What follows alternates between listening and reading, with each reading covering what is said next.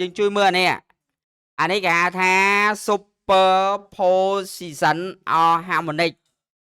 អាហ្នឹងថ្នាក់ទី12គេហៅថាសម័យកាលរលកតម្រួតពាក្យថាតម្រួតគឺត្រួតបញ្ចូលគ្នាចាប់ពី2ឡើងទៅចឹងនេះយើងអាចនឹងលេខតម្រូវបានអូមកថាសម័យកាលរលកទី1មាន y1 ស្មើ y ម៉ាក sin 2 pi s 1គុណតេដល់ពេល y2 ស្មើ y ម៉ាក sin 2 pi s 2គុណតេបូក phi ទៅចឹងយកអាពីរហ្នឹងយកមកបូកបញ្ចូលគ្នាមក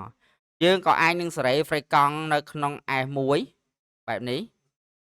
យើងក៏អាចនឹងសេរី frequency s2 បែបនេះដែរ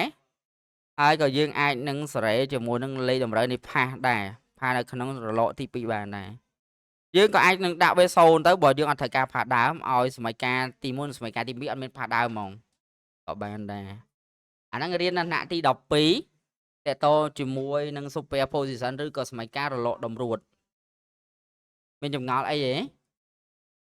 អត់ទេណោះអញ្ចឹងវាជាគ្រឹះដែលតជាប់ពីទី11ទៅទី12ក្នុងសម័យកាលលំយោល